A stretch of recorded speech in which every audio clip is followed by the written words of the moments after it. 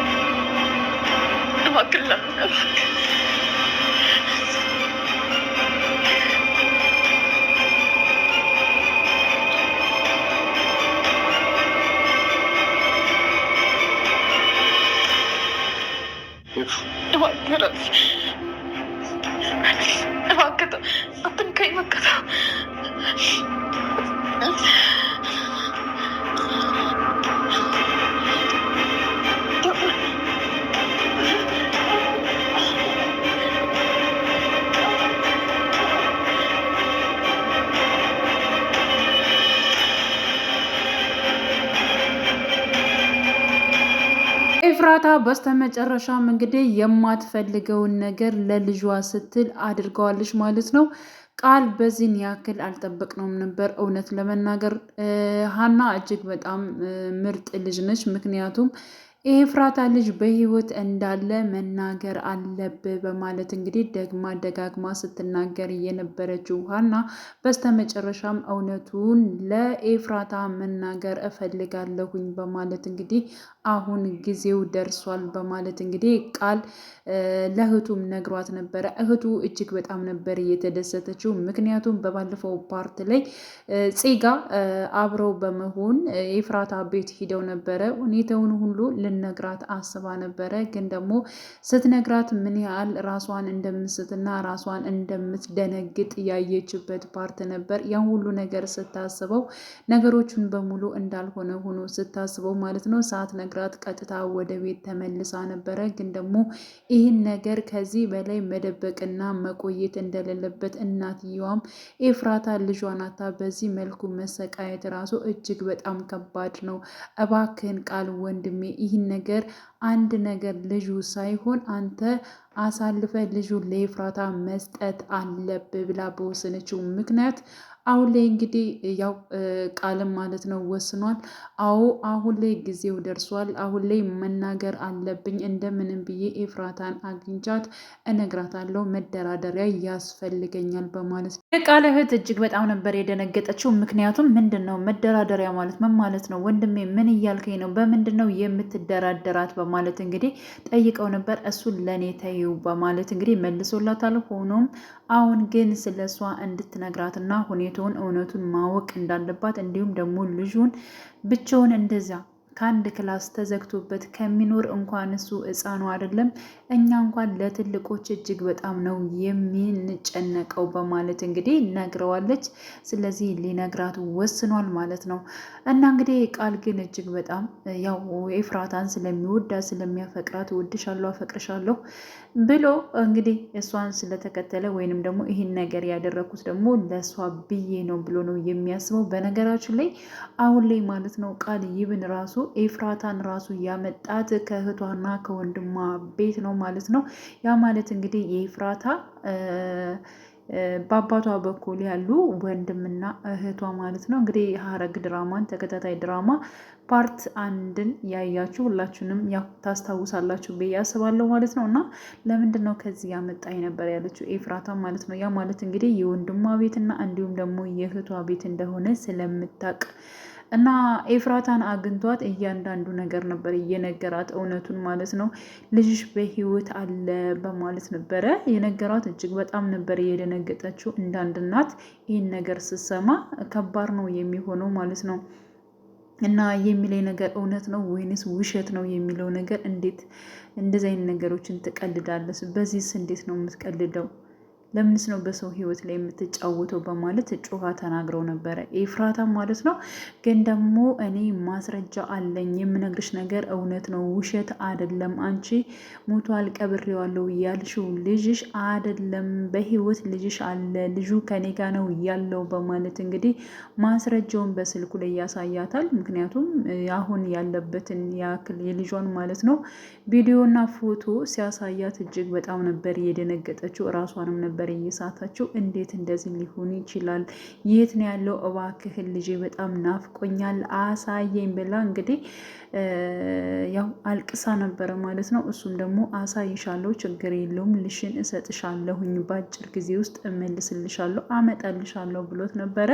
ግን ደግሞ እኔ የሆነ ነገር ከአንቺ እፈልጋለሁኝ፣ የኔን ውለታ የምትከፊበት አንድ ነገር አለ፣ እሱንም የሚልሽን ነገር ታደርጊልኛለሽ ብሏት ነበር። እሺ እሱ ምንድን ነው የምትፈልገው ነገር ምንድን ነው የማደርግልህ ብላም ጠይቀው ነበረ ማለት ነው። ምክንያቱም አንደኛ ልጇ በህይወት እንዳለ ሰምታለች። እጅግ በጣም አስደንጋጭ እንዲሁም ደግሞ ያው ደስታን በብዙ ነገር ውስጥ ነው ያለችው ማለት ነው። እና የፈለግከውን ነገር ቢሆንም አደርጋለሁ፣ እኔና ናታን ተነጋግረን አጠቃላይ ማድረግ ያለብን ነገር ለልጃችን ስንል እናደርጋለን ብለዋለች ማለት ነው። ግን እሱ ምን ብለዋል?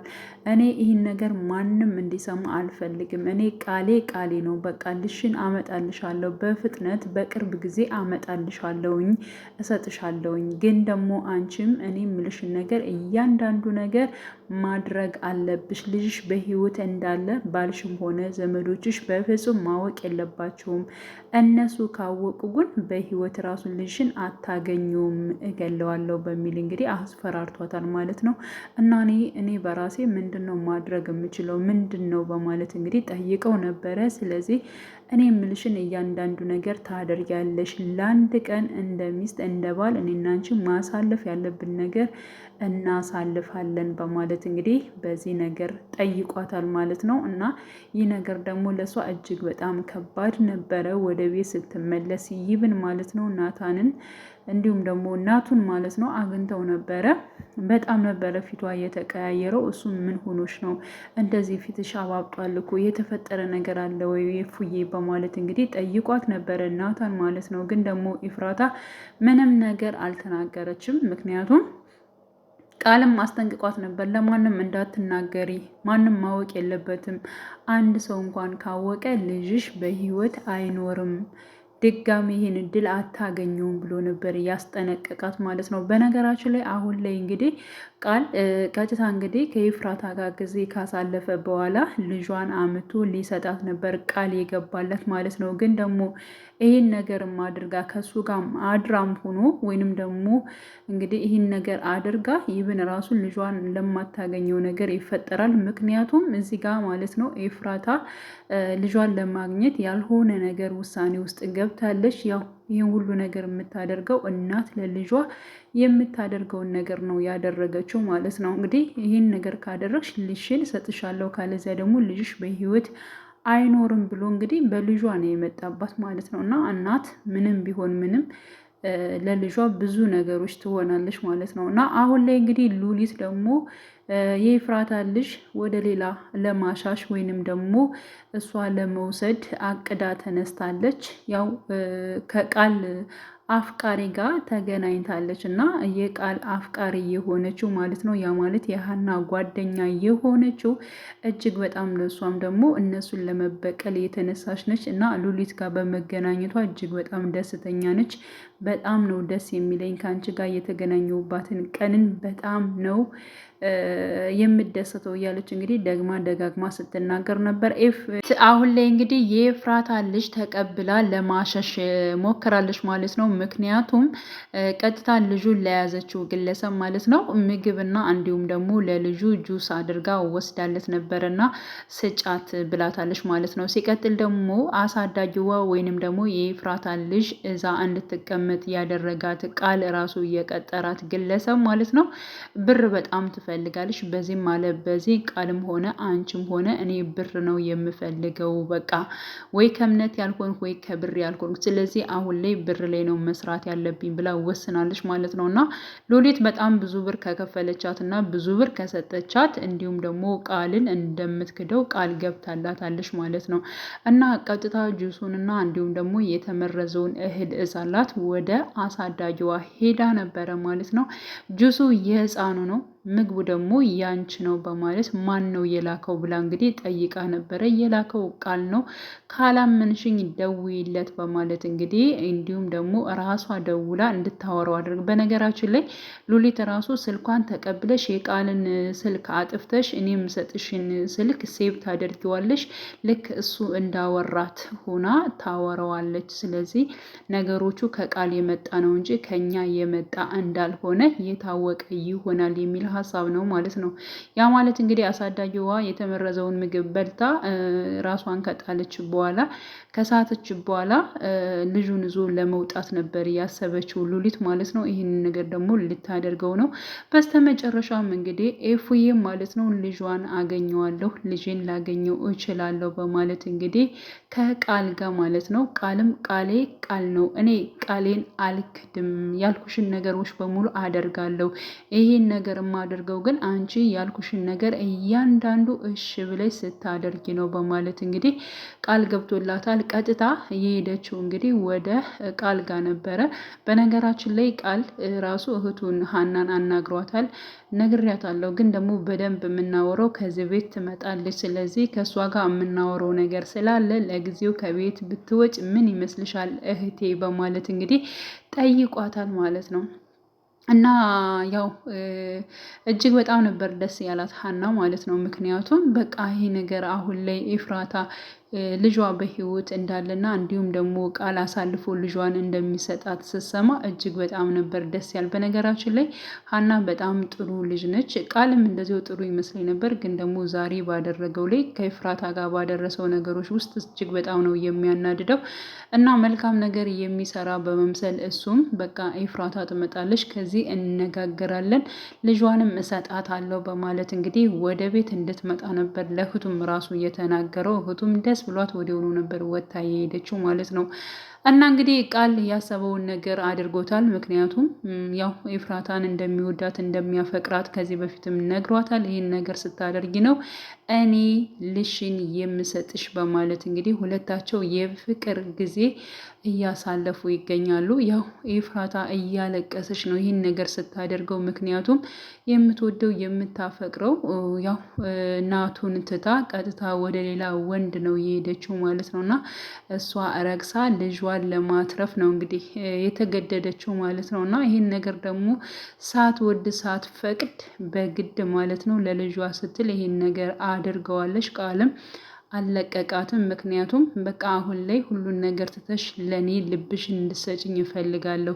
ዛሬ የኔ ምሽት ነው፣ ነገ ደግሞ ልሽን እሰጥሻለሁ፣ ልሽን ይዘሽ ትሄጃለሽ፣ ቃሌ ቃሌ ነው እያለ እንግዲህ እሱም በመጨረሻም አብረው እንድጨፍር በግድ አድርጓታል። አብረው እንድጠጣ በግድ አድርጓታል። በመጨረሻም እንግዲህ በግድ እጃ ማለት ነው አብረው እንድተኛ አድርጓል ማለት ነው። እና ኤፉ እጅግ በጣም ነው የምታሳዝነው። ይሄን ሁሉ ነገር እያደረገችው ወይንም ደግሞ እየሆነች ያለችውም ልጇን ለማንጣት ወይንም ደግሞ ልጇን ከሞት ለማትረፍ እያደረገች ትገኛለች። ግን ደግሞ የሁሉ ነገር ሁሉ ተጉዛ ማለት ነው ልጇ ደግሞ አሁን በሉሊት እጅ ነው የሚገኘው። ቃል ይህን ነገር ካደረገ በኋላ እጅግ በጣም ነው የሚጸጸተው። በተለይ የኤፍራታ ልጅ መጥፋቱን ሲሰማ በጣም ይናደዳል ማለት ነው። እና ኤፉዬ በጣም ውስጧን ማለት ነው የሚረብሻት ስህተት ነገር ነው የሰራችው። በእርግጥ ልጇን ለማግኘት ለልጇ ስትል ነው ዋጋ የከፈለችው። ሆኖም ግን በመጨረሻም ልጇን ካላገኘች ደግሞ ለእሷ እጅግ በጣም ከባድ ነው የሚሆነው ማለት ነው። እንደተረበሸች እና ጥሩ ስሜት ላይ እንዳልሆነችም እንግዲህ ራሱ እናቱም ተረድቷታል።